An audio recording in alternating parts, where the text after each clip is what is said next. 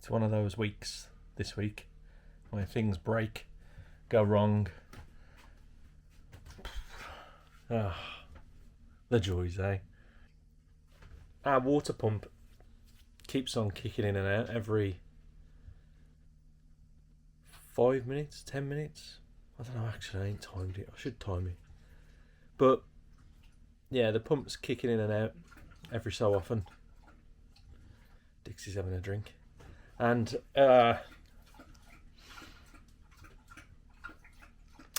normally when it goes periodically, it's a sign that there's a leak somewhere. So I've been taking a look round in the access hatches that I've made, and I'll show you. Actually, it's probably easier, isn't it? You having a good drink? Oh. So in the kitchen we've got some drawers underneath the kitchen cupboards, and I've been fetching all these out and getting to the connections at the back, and I can't find nothing there that's suspicious to say that we've got leaks. I've always wanted to make an inspection hatch down in that corner, so I'm going to do that today, and I can have a look to see if there's anything that's leaked into the bilges. The only thing different that we did, and Chell noticed it really, not me, is that we used this washing machine, and we've got this thing that I made up. It's like a little hose and it fills up the washer, and we just isolate it when we're done. So we can see that that's not leaking, and there would be water everywhere, to be honest. You can see down, you probably can't actually, but down there anyway, the floor seems dry. I checked underneath there yesterday where the safety valve is, and that's okay. But the pump, you have to excuse the mess, because I've been tearing the bloody bedroom apart, and like I said, there's some boxing here, look. Did these clever little access hatches, and the floor's dry. Excuse the bedroom. I've checked down here, and there's nothing leaking down there.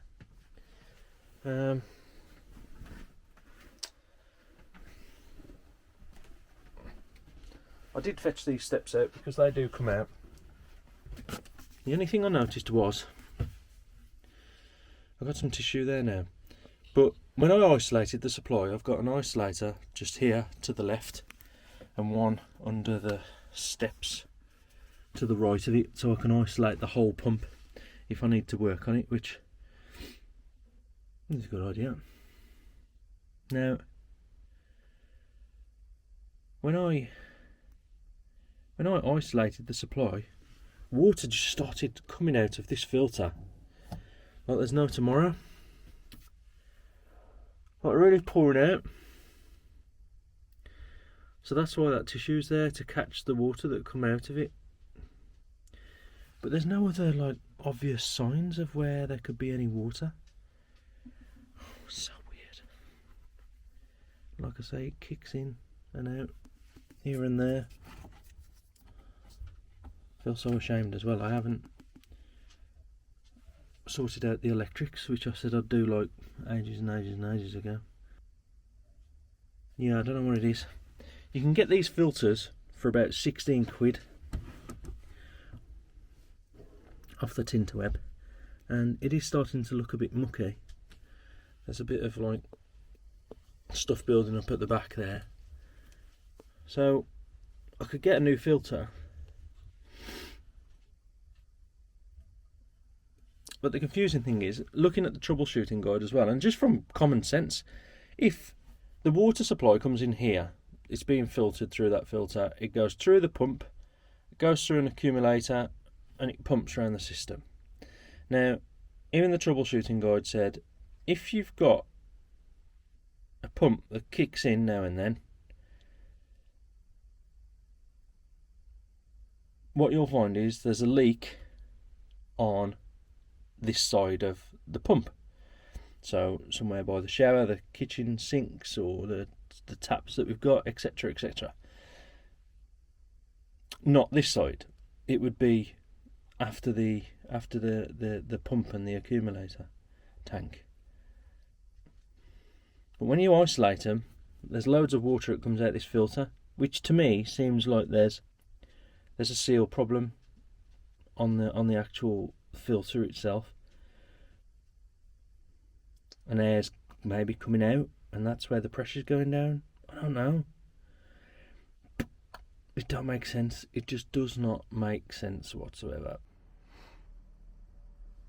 So I've took the stairs out. I've had to hoover as well. Oh my life, it was it was really dusty, and there's so much dog hair it collects on all of the appliances and stuff. It's unreal. It's pretty embarrassing, really, but there's nothing I can do about it. It's just one of those little cubby holes, and it's just going to collect everything that falls. So yeah, I've opened it up. Everything looks okay here. I've just heard the pump kicking about 5 minutes ago. But everything looks okay. There's no leaks, there's no obvious signs of anything. So, I don't know. I do not know. I've also pulled the washer out just in case it was this T-piece and it could have been leaking down the back there, but that's okay as well.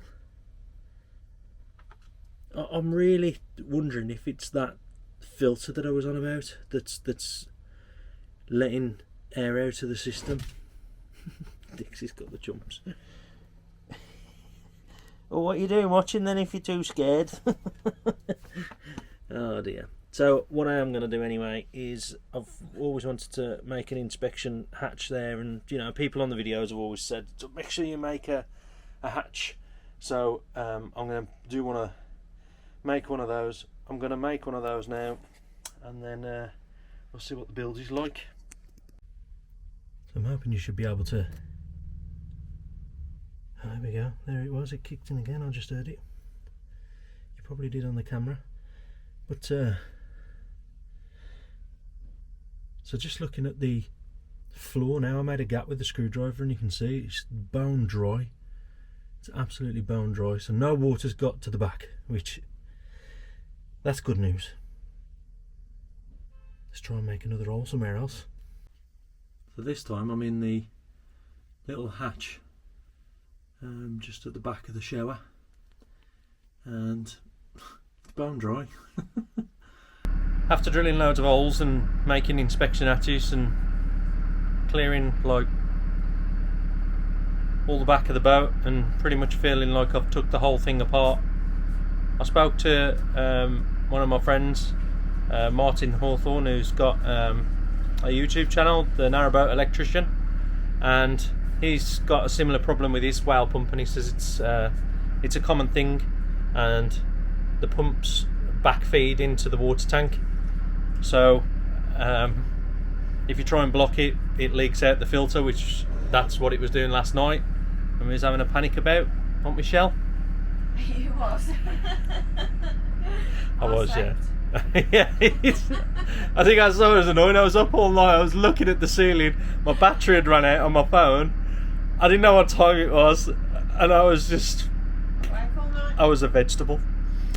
So, yeah, well, I feel like a vegetable this morning. Apart from when the pump was making the noise, I slept through. There we go. So, it's a common fault. So if you get it, that's probably what it is. Check your inspection hatches though, like I've done. Now I've got some. Oh, should I say now we've got some. So yeah, check them out and make sure they're dry like ours was. I'm hoping we can sleep now tonight. We'll turn off the fuse for the water pump, and I'll still probably be like paranoid that it's leaking through the filter. I don't know, but thanks Martin. I'll tag Martin up on this video if you want technical advice, and if you want some demonstrations and information about all techie things, all narrowboat, yeah, check that channel out. I think we're done for today. Oh yeah, we ran out of gas as well, didn't we? Yeah, it's been a bit of a mad few days. I've ripped a skirt. Gas went. Yeah. We've had the issue with the water pump. Yeah. got stuck yesterday. Stuck? Turning the boat round. Oh yeah, we got stuck. Was that yesterday? That was Saturday. Was it yesterday? Saturday. Yeah. Oh no, it was Saturday. Saturday. So yeah, we got stuck. I did film a little bit of that. Just got well stuck on that winding hole, just. Well, I don't know how a 70-foot boat would get round it, but bloody hell, we struggled. The metal clips off the button have come off. Bridge 37. Yeah, Bridge 37A on the Grand Union. Flipping heck. Shell's just going to meet me at the bridge now. I'd have been stuck there at Shell. She was pulling the back of the boat, and yeah, it was a bit, I wouldn't say air raising, but it was a bit of a panic when I was wedged in between the wall on the other side of the winding hole and the bank, because I didn't want to move the propeller because I didn't want to hit it or anything, you know. So, and Domino's been sick. yeah, Domino was sick on the settee cover, so we got to wash that. And it's the MOT as well for the car tomorrow. It's probably going to cost like 7 million quid. But there we go. Keep smiling. Keep your chin up, Chinny. Keep your chin up, Chinny.